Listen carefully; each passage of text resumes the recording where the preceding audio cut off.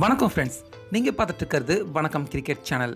இப்போ நம்ம என்ன வீடியோ பார்க்க போகிறோம் அப்படின்னா, இப்போ கடந்த 14ஆம் தேதி பார்த்தீங்கன்னா பாகிஸ்தான் தீவிரவாதிகள் அவங்க புல்வானா மாவட்டத்தில் ஏற்படுத்தியிருந்த தாக்குதலுக்கு தக்க பதிலடியாக இப்போ இன்னைக்கு பார்த்தீங்கன்னா நம்ம ராணுவ வீரர்கள் தக்க பதிலடியை பாகிஸ்தான் தீவிரவாதிகளுக்கு கொடுத்துருக்காங்க.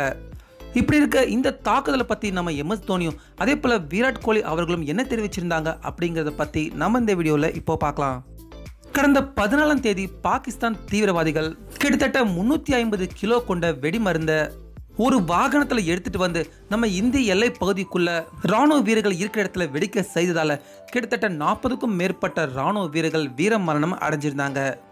இப்படி இருக்க நாட்டையே உலுக்கிய இந்த சம்பவம் நம்ம இந்திய அளவில் மிகப்பெரிய அதிர்வலைகளை உருவாக்குச்சு.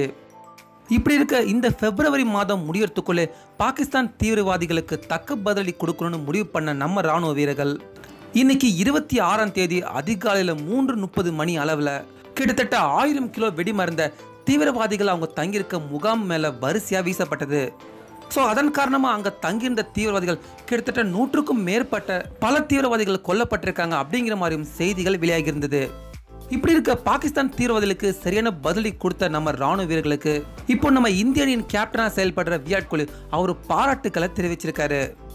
அதே போல நம்ம எம்எஸ் தோனி அவர்களோட தரப்புல இருந்தும் இந்த ஆபரேஷன்ல ஈடுபட்ட எல்லா ராணுவ வீரர்களுக்கும் தன்னுடைய மனமார்ந்த பாட்டை தெரிவிச்சுக்கிறேன் அப்படிங்கிற மாதிரி நம்ம எம்எஸ் தோனியும் தெரிவிச்சிருந்திருக்காரு. சொன்ன ஃப்ரெண்ட்ஸ், இந்த மாதம் 14ஆம் தேதி தான் பார்த்தீங்கன்னா பாகிஸ்தான் தீவிரவாதிகள் நம்ம இந்திய ராணுவத்து மேல அவங்க பயங்கரவாத தாக்குதலை ஏற்படுத்தியிருந்தாங்க. இப்படி இருக்க இப்போ வெறும் 12 நாளில் பார்த்தீங்கன்னா வாங்க நடிய இப்போ வட்டியும் முதலுமா இப்போ பாகிஸ்தான் தீவிரவாதிகளுக்கு நம்ம இந்திய ராணுவ வீரர்கள் கொடுத்துருக்காங்க.